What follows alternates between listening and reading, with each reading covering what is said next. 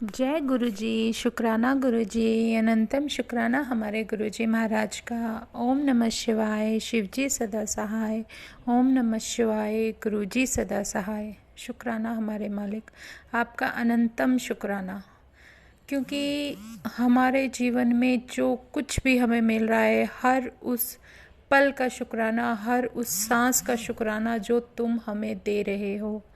हर उस क्षण जब हम तुम्हारा एहसास करते हैं, जब तुम्हें हम महसूस करते हैं, जब तुम हमारे अंग संग होते हो, जब तुम हमें कुछ ऐसा दिखा देते हो कि हमें आगे के आने वाले टाइम में हमें इतना स्ट्रांग बना दे कि हम उस चीज़ से फाइट कर सकें।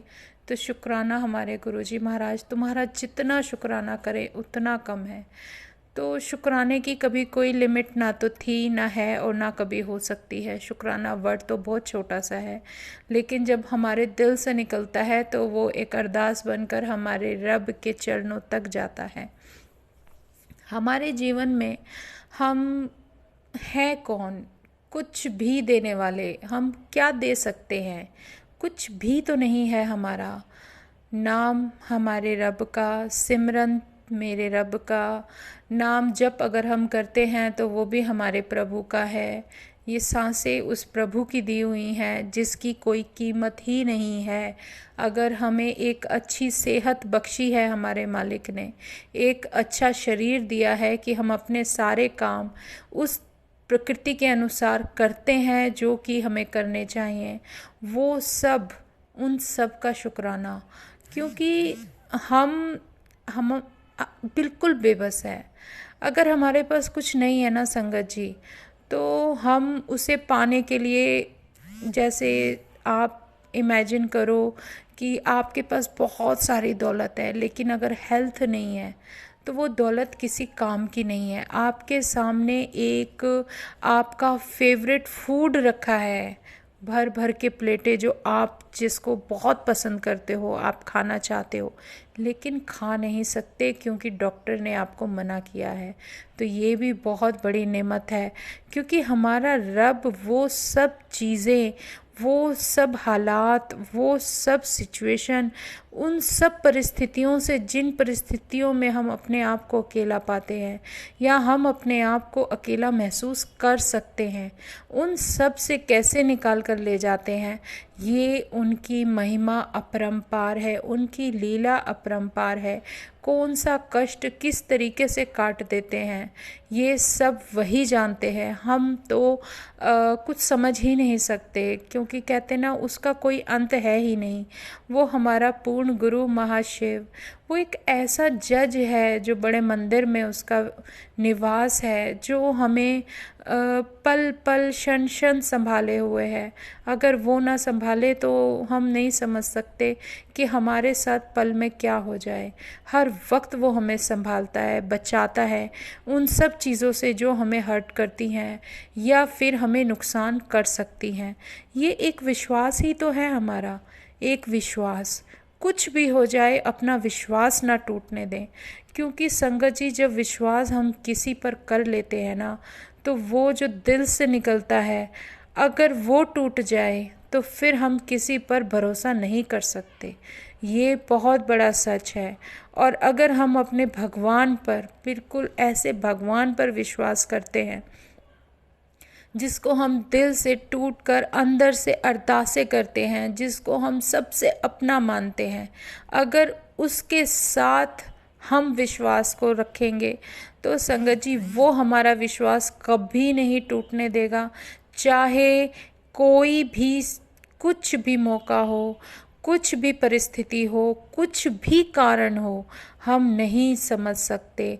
मैं ये बिल्कुल, मैं कहती हूँ कि संगत जी कितना मल्टीपल कर लोगे आप, कि इतना उसकी कोई गिनती ही नहीं है जो हमारे दिल से भाव निकलते हैं हमारे भगवान के लिए।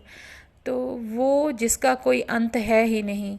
और हमारे दिल से क्या आवाज़ें निकलती हैं, जैसे मैं कभी भाव में बह जाती हूँ तो मैं अपने रब को कहती हूँ कि जब तुम मिल गए हो ना तो सब कुछ मिल गया, हमें और कुछ नहीं चाहिए। वो आपने सॉन्ग भी सुना होगा कि तुम जो मिल गए हो तो ये लगता है कि सारा जहां मिल गया। सच में एक वो साथ है ना, आपके साथ पूरी दुनिया हो जाएगी, लेकिन उस परिस्थिति तक, उस मंजिल तक पहुंचने के लिए बहुत कष्ट उठाने पड़ते हैं, बहुत एग्ज़ाम देने पड़ते हैं। एक ट्रस्ट ऐसा शब्द है जिसके सहारे आप आगे बढ़ सकते हो, क्योंकि हम दोनों के बीच जो रिश्ता है वो विश्वास का है। हमारे भगवान के और हमारे बीच में अगर रिश्ता कोई कुछ मजबूत कड़ी है तो वो एक विश्वास है। अगर विश्वास नहीं होगा तो हम दोनों आपस में नहीं जुड़ सकते। आत्मा का परमात्मा में विश्वास होना बहुत ज़रूरी है। हमारी जो सॉल है उसका कनेक्शन अगर हमारे भगवान से बनता है, हमारे पूर्ण गुरु से बनता है, तो विश्वास के आधार पर ही बनता है। अगर विश्वास होगा तो बनेगा, अगर नहीं होगा तो आप उसके 1%, एक कदम भी उसके पास नहीं जा पाएंगे। अपने विश्वास को अगर बढ़ाओगे तो आप उसके करीब पहुंच पाओगे। विश्वास बहुत बड़ी चीज़ है और वो हमें पल पल बचाती है। जैसे अगर हम विश्वास करते हैं तो हम पर क्या आगे आने वाले समय में कुछ कष्ट आने हैं, लेकिन वो भगवान तो सब कुछ जानता है ना, जिसने हमारा हाथ पकड़ा हुआ है, जो हमें लेकर चल रहा है, उसको पता है हमें कहाँ तकलीफ़ हो सकती है, कहाँ चोट लग सकती है, कहाँ हम परेशान हो सकते हैं, वो सब कुछ जानता है। और अगर उसके हाथ पकड़े हुए मुझे कुछ तकलीफ़ है या मैं कुछ झेल रही हूँ या हम में से कोई भी संगत कुछ दर्द महसूस करती है, तो ये सोच लेना ये दर्द उन पता नहीं कितने बुरे दर्दों से बेहतर है जो हमें आने वाले समय में मिल सकते हैं। इसलिए उस दर्द को झेल जाओ और उस भगवान का नाम सिमरन करते जाओ, क्योंकि उसका सिमरन ही हर दर्द की दवाई है। वो हमारा डॉक्टरों का डॉक्टर बैठा है, उसे पता है हमें कब क्या कौन सी मेडिसिन देनी है, और वो ये भी जानता है कि हम किस हद तक जा सकते हैं, हम कितना बर्दाश्त कर सकते हैं। इसीलिए तो हमें सब्र करने के लिए सबसे ज़्यादा बोला जाता है कि पेशेंस रखो, पेशेंस रखो। पेशेंस है क्या? तुम कितना बर्दाश्त कर सकते हो। जिस हद तक तुम बर्दाश्त कर सकते हो वो हद हमारा भगवान जानता है, और उसी के हिसाब से हमारा आगे का रास्ता तय होता है। एक विश्वास जो हमारा कभी ना टूटे हमारे प्रभु से, और एक हमारी बर्दाश्त करने की ताकत, क्योंकि कोई भी ओखा वक्त हो अगर हम बर्दाश्त कर सकते हैं तो उसको करके आगे निकल जाएंगे। जैसे आप कोई गेम ही ले लीजिए या कुछ भी ले लीजिए, उसमें भी आपको पता नहीं कितने सारे पोर्शंस क्लियर करने पड़ते हैं, कितने सारे लेवल क्लियर करने पड़ते हैं, तब जाके आप अपनी मंजिल तक पहुंचते हो। ऐसे ही हमारे जीवन में बाधाएं आती हैं, मुश्किलें ज़रूर आएंगी। कहते हैं ना, जब हम उस भगवान का हाथ थामे चलते हैं ना, तो ये जो काल होता है ना, ये हमें कदम कदम पर तोड़ने की कोशिश करता है कि हम उस प्रभु से अपना ध्यान हटा दें। बहुत कोशिश होगी कि वो काल, वो समय नहीं चाहता कि हमें मुक्ति मिले, वो नहीं चाहता कि हम किसी चीज़ में उनके साथ ऐसे जुड़ जाएं कि हम हर चीज़ भूल जाएं। वो कदम कदम पर हमारे लिए मुश्किलें पैदा करता है, बाधाएं पैदा करता है, और वो किस तरीके से करेगा ये तो हमारी जर्नी के हिसाब से हमें पता ही चलता जाएगा कि हमारे कर्मास क्या हैं, हमें क्या वो दिखाना चाहता है। कई बार संगत जी हमारी आंखों के सामने ऐसा पर्दा होता है, कुछ चीज़ें ऐसी दिखाई जाती हैं, ऐसी समझाई जाती हैं, वो भी उस समय के अकॉर्डिंग कि हम उससे डर जाएं, घबरा जाएं, लेकिन हमें उससे डरना नहीं है, हमें घबराना नहीं है, क्योंकि हमें थामने वाला वो भगवान हमारे साथ है, वो प्रभु हमारे साथ है, जिसके एक इशारे पर दुनिया पलट जाती है। लेकिन अगर वो हमारे साथ होकर हम कुछ झेल रहे हैं तो सोच लेना कि वो हमारे प्रारब्ध के अनुसार हमारे उन कर्मों को कटवा रहे हैं, जिन कर्मों के होते हुए हमें आगे मुश्किल आ सकती है। इसलिए वो जब भी हमें कोई खुशी देना चाहते हैं तो वो हमेशा परमानेंट ही देते हैं। वो कभी ये नहीं सोचेंगे कि आज तुम खुश हो तो कल फिर दोबारा तकलीफ़ आ जाए। लेकिन अगर सोचा जाए तो दुख और सुख तो दोनों एक साथ ही चलते हैं, लेकिन फ़र्क सिर्फ इतना है कि हम किस चीज़ को ज़्यादा महसूस करते हैं, दुख को या सुख को। ये हमारे ऊपर है। अगर हम दोनों को बराबर लेने लगे ना तो हमारे झेलने की, हमारी बर्दाश्त करने की ताकत बिल्कुल अलग हो जाती है। लेकिन जो हम झेल कर आगे बढ़ जाते हैं संगत जी, कोशिश करो कि उन लम्हों को, उन चीज़ों को आप भूलते चले जाओ, आप मत याद रखो, क्योंकि वो चीज़ें हमें बहुत ज़्यादा पेन करती हैं। उन चीज़ों को आप छोड़ते जाओ और आगे अपने उस प्रेजेंट टाइम को जियो, जो प्रेजेंट टाइम भगवान ने तुम्हें खुशीपूर्वक आपके परिवार के साथ, आपके उन रिश्तों के साथ आपको बख्शा है कि आप उनके साथ बैठकर आप अपना जीवन जी सको, खुशियाँ बांट सको। तो कोशिश करो कि जिस औखे वक़्त को आप पीछे छोड़कर आए हो, या जो भी पल आप पीछे छोड़कर जाते जा रहे हो, उसको दोबारा याद ना करो। अपने आने वाले समय को सोचो और कोशिश करो कि जितना प्रेजेंट में हम खुश रह सकें तो रहें, क्योंकि कब कौन कहाँ किस समय कब तक है कोई नहीं जान सकता। हमें अपने अनुसार, हमें अपने जीवन के अनुसार, या हम यही सोचते रहें कि हमारा पास्ट क्या था क्या था, उस पास्ट को लेकर बैठे रहेंगे तो हम प्रेजेंट कभी सुधार नहीं सकेंगे। और प्रेजेंट अगर हम अच्छे से जीते हैं तो फ्यूचर अपने आप पॉजिटिव ही आएगा। जितने पॉजिटिव थॉट होंगे उतने पॉजिटिवनेस आपकी लाइफ में आती ही चली जाएगी। और जितना हो सके, और संगत जी सच में रास्ता तो दिखाने वाला हमारा भगवान, हाथ पकड़ने वाला हमारा भगवान हमारे साथ है ही। जैसे एक छोटा सा सत्संग याद आता है कि हमारा विश्वास कैसे प्रभु कभी टूटने नहीं देते। मुझे अच्छी तरह से याद है, मुझे एक सत्संग सेवा बख्शी थी माता। हमारे घर के पास एक मंदिर था, वहाँ मुझे गुरुजी का पूरा सेवा करने का मौका मिला। वो जो सत्संग सेवा थी उसको करने के बाद जब मैं अपने घर आई थी तो जो मेरे घर में गुरुजी का स्वरूप रखा है, जो मेरे दाता का स्वरूप रखा है, उस स्वरूप का जो मिरर था फ्रंट, आप यकीन मानोगे वो बिल्कुल सही रखा है। ना हमने उसको कहीं हटाया है ना कुछ। वो रखे रखे में उसमें पूरा का पूरा एक ऊपर से साइड से पूरा का पूरा क्रैक पड़ गया, कि जैसे कि कुछ चीज़ थी जो उन्होंने अपने ऊपर ली। और मैं उस क्रैक को जब घर पर आई तो मैंने उस क्रैक को देखा और मुझे लगा कि हाँ गुरुजी, मुझे ऐसा लगा गुरुजी ने कुछ इंट्यूशन दी कि तेरे ऊपर जो कुछ कठिनाई थी वो मैंने अपने ऊपर ले ली। और सच में संगत जी ऐसा होता है। और आप यकीन मानोगे वो क्रैक एक ही नहीं था। सुबह जब मैं उठी हूँ सिमरन करके अपने भगवान का नाम लेकर, तो उस स्वरूप के ऊपर 3 क्रैक आ चुके थे, इतने ज़बरदस्त बड़े बड़े कि अगर उसको हाथ लगाया तो शीशा नीचे गिर जाए। और सच में जैसे ही मैंने उस क्रैक को छू के देखा, मैं ये देखना चाह रही थी कि वो अंदर ही अंदर है या ऊपर भी है। ऐसे हल्का सा फिंगर टच करते ही वो पूरा मिरर नीचे। आप ये सोचो कि मुझे उस समय एक पल को ऐसा लगा कि मेरे महाराज कौन सा कष्ट आप अपने ऊपर ले गए, मैं सोच भी नहीं सकती। और ना आप मुझे बता रहे हो, क्योंकि वो कभी भी कल्याण बताकर नहीं करते। था कुछ, बहुत कुछ था जो उन्होंने उस स्वरूप के कांच को तोड़कर ही निकलवा दिया। वो कांच कांच नहीं था, वो स्वरूप था। संगत जी मैं कहती हूँ ना, ये विश्वास है, मेरा विश्वास है कि मेरा कोई कष्ट वो अपने ऊपर ले गए। और 3 बड़े कष्ट ऐसे लेकर गए हैं अपने ऊपर कि मैं सच में ये आपसे कैसे कुछ चीज़ें ऐसी होती है जो इंसान बता नहीं सकता, लेकिन फील कर सकता है, महसूस कर सकता है। और सच में मेरे साथ ये हुआ।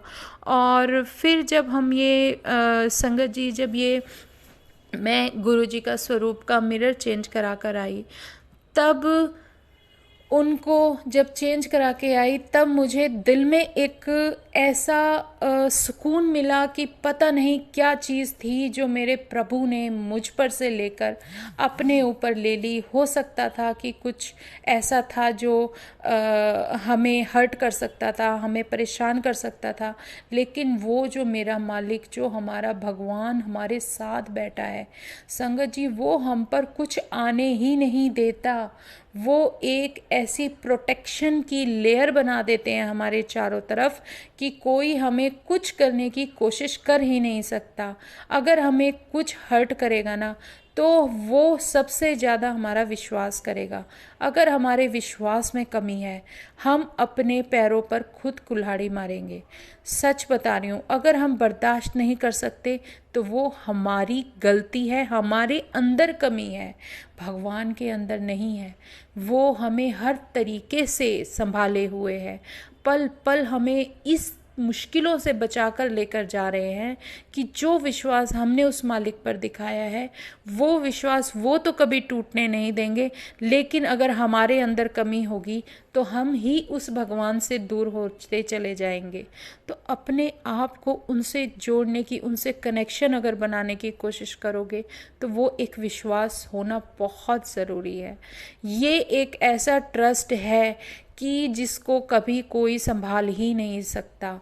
जैसे गुरुजी अभी मुझे एक सत्संग याद दिला रहे हैं संगत जी, कि एक ऐसे कहते हैं ना कि एक ऐसे आदमी जो वहाँ पर, हमारे सपोज़ करो एक गांव है, वहाँ पर बहुत सारे लोग रहते हैं और वहाँ पर कोई एक संत जी चले जाते हैं।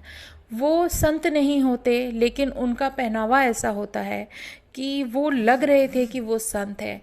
तो वो लोग सारे उनके पास अपनी प्रॉब्लम्स लेकर जाते हैं और वो कहते हैं कि हमें ये दिक्कत है, हमें ये दिक्कत है। सब लाइन लगा के खड़े हैं, अपनी दिक्कतें उन्हें बताए जा रहे हैं। अब वो सामने जो उस पहनावे में खड़ा है, वो ये सोच के परेशान है कि मैं संत नहीं हूँ, लेकिन इन्होंने मुझे संत समझ लिया, अब मैं क्या करूँ? क्योंकि अगर उन्होंने बोला कि मैं संत नहीं हूँ, तो वो झूठे करार हो जाएंगे। फिर कहेंगे तुमने कपड़े ऐसे क्यों पहने। कहते हैं ना, वेश जो हमारा, जो ये जो भी हमारा जो पहनने का तरीका है, कुछ भी है, वो किसी ना किसी पर्सनालिटी को रिलेटेड करता है। और वो ट्रस्ट ना हो, उस आदमी के अंदर इतनी तो समझ थी कि वो नहीं चाहता था कि उसके ऊपर से कोई विश्वास हटाए। लेकिन उसने अपने भगवान का सिमरन करते हुए और उनको जो एक विश्वास दिलाया और जो उनको सॉल्यूशन बताया, तो वो एक अलग चीज़ थी। और उसको करते हुए उसमें उन लोगों का अगर कुछ भला हुआ तो उन्होंने उसको अपना गुरु मान लिया। ये भी बहुत बड़ी बात है, क्योंकि जब ऐसी चीज़ें होती हैं ना संगत जी, और हमारे साथ क्या है, हमारे साथ तो हमारी किस्मत है। क्योंकि आप ये सोचो ना कि हमारे साथ तो हमारा पूर्ण गुरु महाशिव ही बैठा है। विश्वास हमें कभी भी पीछे मुड़कर नहीं देखने देता। ये हमारा पूर्ण रब है जो हमें संभाले हुए है। इसी से रिलेटेड एक सत्संग मुझे गुरुजी ने याद दिलाया, वो मैं आपको बताती हूँ। मैं अपनी शॉप पर बैठी थी, तो मेरी शॉप में जो बैंगल्स की कलेक्शन है, वो जहाँ तक हो सकता है हम काफ़ी अच्छी और डिफरेंट करने की कोशिश करते हैं। तो ज़्यादातर लेडीज़ मेरे पास आती रहती हैं और सजेशन लेती रहती हैं, या जो उनको लेना होता है वो ले लेती हैं।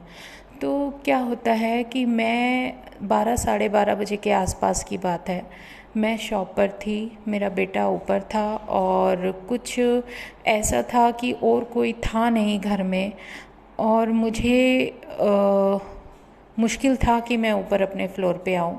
लेकिन फिर भी मुझे वहाँ पर एक लेडी आती हैं जो कि मेरे से थोड़ी हाइट में काफ़ी लंबी थी, हेल्दी थी। और वो जब आती हैं ना मेरे सामने संगत जी, तो जैसे वो मुझे देखती हैं तो मुझे कुछ अजीब सा इसलिए लगता है कि जैसे ही मैं उन्हें देखती हूँ तो उनकी आईज़ सडनली ऐसे दिखती हैं कि जैसे वो मुझे देख ही नहीं रही। वो सेम आईज़ वैसी थी जैसे मेरे गुरुजी का स्वरूप। और वो जो स्वरूप था ना, वो स्वरूप गुरुजी का उसमें पिंक चोले में है जो मेरे पास, वो साइड पे देख रहे होते हैं। तो जैसे ही वो मुझे देखती हैं, उनकी आइज़ साइड पे।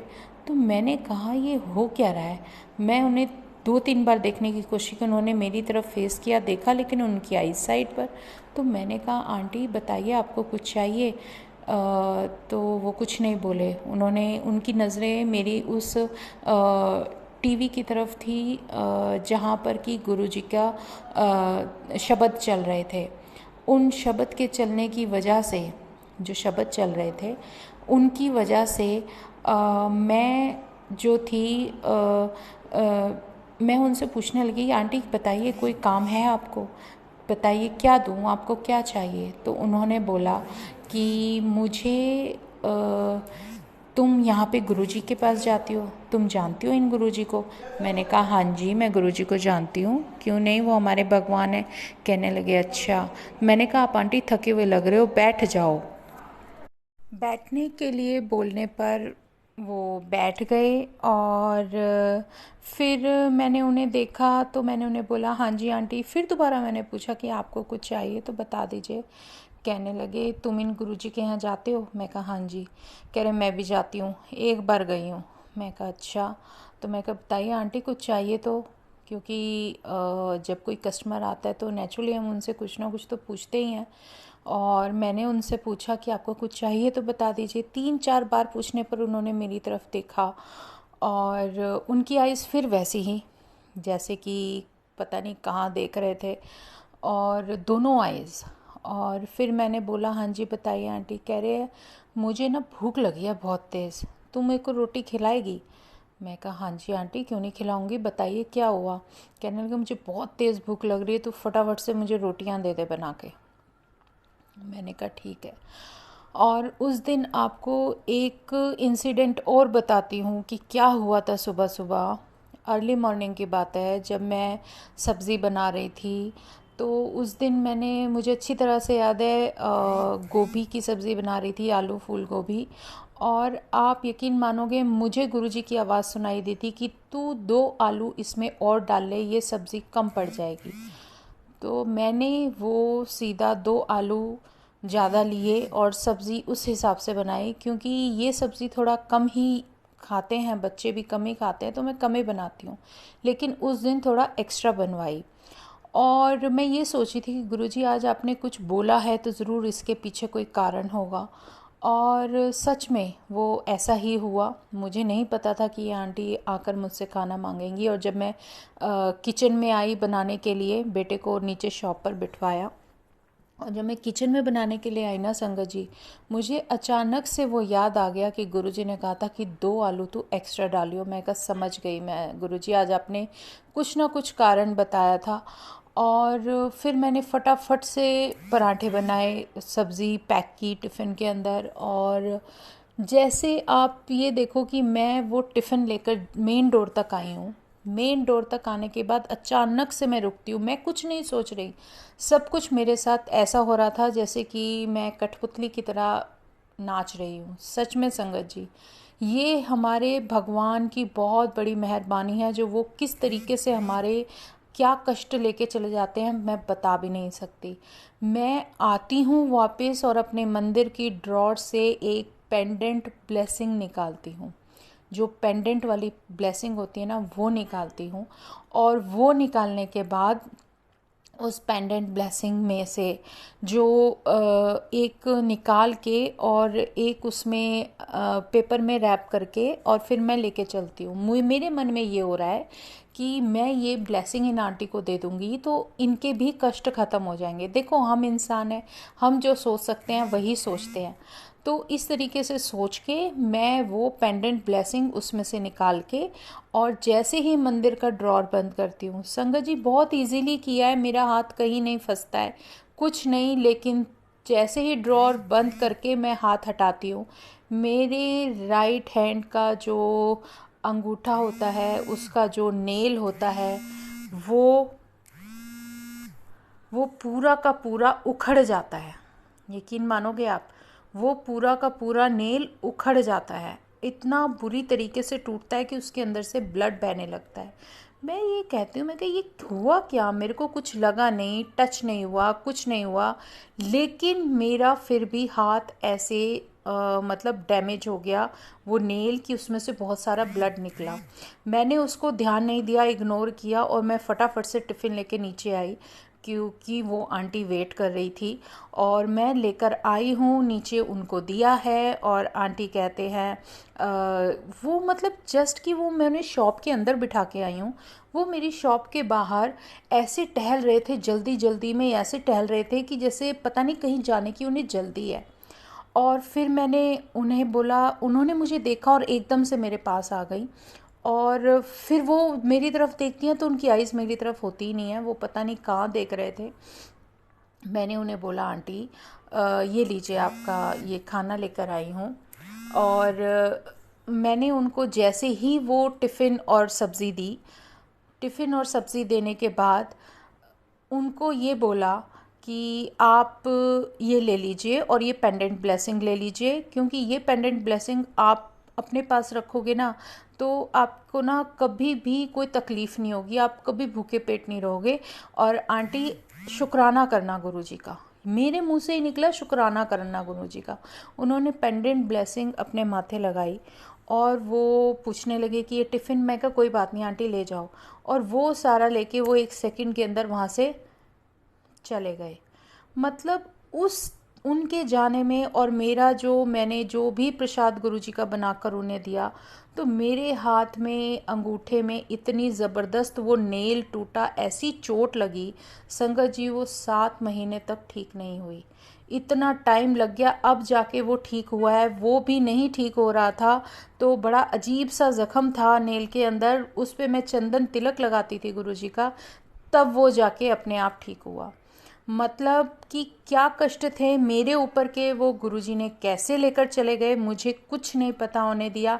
और जब वो सामने आते हैं तो ऐसे आंखों पे पर्दा होता है कि हम और कुछ सोच ही नहीं सकते। तो ये होता है विश्वास हमारे रब का, जो हमें कभी कुछ नहीं तकलीफ़ होने देते। तो शुक्राना हमारे गुरुजी महाराज का, उनका जितना शुक्राना करूं मैं उतना कम हूँ। सच में संगत जी, मैं सिर्फ उसका नाम सिमरन करना चाहती हूँ, शुक्राना हमारे मालिक का। तो ये बहुत बड़ा इंसिडेंट था मेरी लाइफ का, और उसके बाद से मेरी हेल्थ धीरे धीरे धीरे धीरे अपने आप ठीक हो गई। तो ये वही विश्वास था कि मैंने उन्हें बोला है गुरुजी आप मेरे डॉक्टर हो, आप डॉक्टरों के डॉक्टर हो, कैसे क्या करोगे मुझे कुछ नहीं पता, मैं तो तुम्हारे चरणों में पड़ी हूँ। सच में संगत जी, तो जो आपके भाव दिल से निकलते हैं, जो आपका विश्वास होता है अपने भगवान पे, उसको कभी मत टूटने दो। उसको हमेशा अपने अंदर एक ऐसी दिए की जोत की तरह बनाकर रखो कि वो चीज़ आपके अंदर हमेशा जगती रहे और आप अपने भगवान के साथ जुड़े हुए रहो। तो शुक्राना गुरुजी, शुक्राना शुक्राना शुक्राना, अनंतम शुक्राना। संगत जी, आज हम यहीं विराम करते हैं, फिर कल फिर नए सत्संग के साथ फिर मिलेंगे। जय गुरुजी, शुक्राना गुरुजी, अनंतम शुक्राना। ओम नमः शिवाय, शिवजी सदा सहाय। ओम नमः शिवाय, गुरुजी सदा सहाय।